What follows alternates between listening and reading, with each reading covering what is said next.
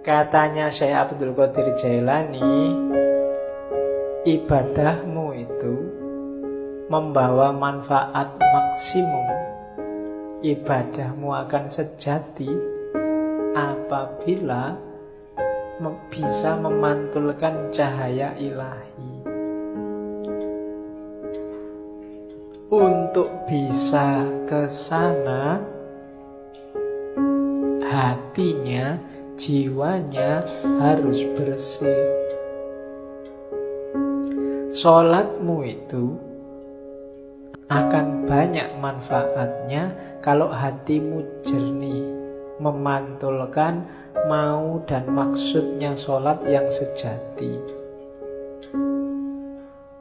Kenapa selama ini ibadah kita rasanya kok formalitas, tidak ngefek sama sekali dengan kehidupan kita?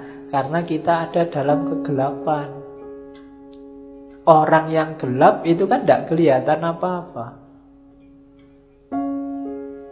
Sejatinya yang dia lakukan dia tidak paham, hakikat yang dia pahami, yang dia jalani juga dia tidak ngerti. Kenapa begitu? Karena hatinya gelap. Akalnya mungkin masih jalan, masih cerdas, bisa ngeritik sana, ngeritik sini, bisa ngomongnya kelas tinggi, tapi hidupnya sehari-hari tidak mencerminkan yang diomongkan, tidak mencerminkan yang diceramahkan kemana-mana. Kenapa begitu? Ya kalimatnya hanya berhenti di mulut. Hidupnya sendiri bukan cerminan itu. Kenapa kok hidupnya tidak jadi cerminan? Karena hatinya gelap.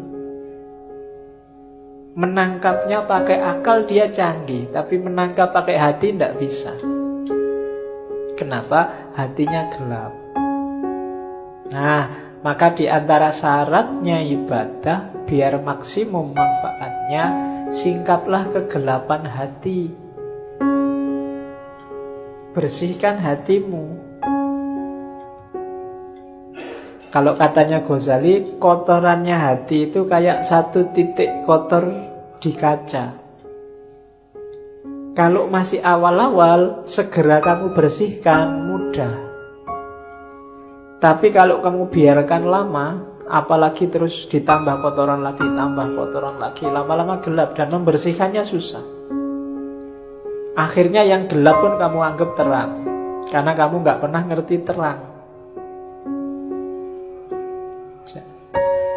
Jadi yang jelek kelihatannya jadi bagus. Kenapa? Karena belum pernah lihat cahaya yang baik, cahaya kebaikan. Sehingga yang jelek inilah dianggap inilah yang bagus. Kenapa begitu? Karena batinnya sudah gelap. Ya semakin mengerakkan, membersihkannya tambah susah. Apalagi sama orang pinter. Orang pinter itu barang salah dia bisa muter-muter jadi benar. Sudah jelas-jelas ada buktinya, kadang-kadang ada CCTV-nya, masih bisa bikin alasan biar benar. Itu jagonya akal. Menunjukkan canggihnya akal, tapi sekaligus menunjukkan gelapnya hati. Hati itu tidak bisa dibohongi. Hati itu kalau salah dia akan bilang salah, kecuali dia sedang gelap. Kalau dia sedang gelap, ya dia tidak bisa melihat mana yang sejati. Nah, hati yang gelap itu terhijab oleh amal-amal buruk. Membersihkannya gimana? Ya agak susah memang, tapi katanya Syekh Abdul Qadir Jailani, ayo diupayakan. Yang pertama apa? Cari pengetahuan. Ilmunya harus banyak dulu.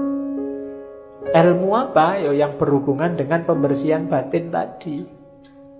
Cari ilmunya dulu, jangan ngawur. Nanti membersihkan hati pakai paranormal, membersihkan hati pakai apa? Tidak. Pengetahuan dulu, cari ilmunya dulu. Kalau sudah dapat ilmu, diamalkan ilmunya dengan usaha, dengan keberanian.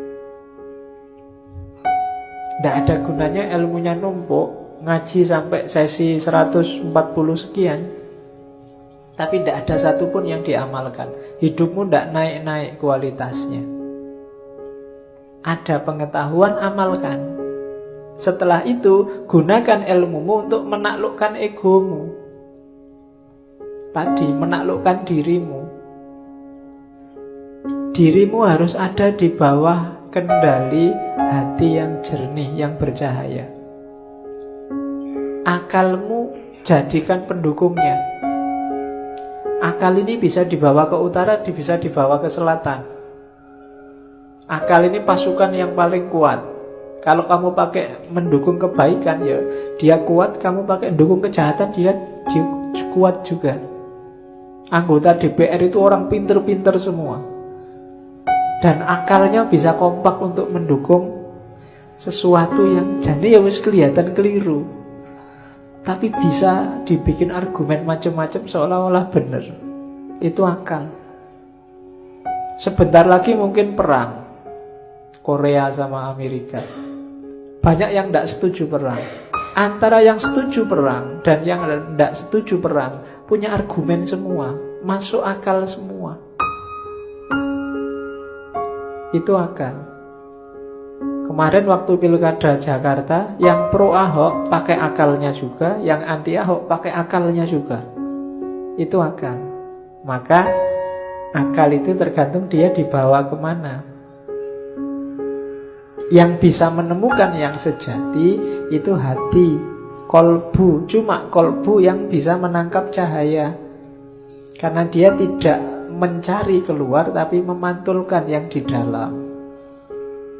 Hanya saja syaratnya dia harus dalam kondisi jernih. Untuk menjernihkan prosesnya pengetahuan, kemudian diamalkan. Untuk selanjutnya kuasai dirimu biar gak dikuasai oleh egomu.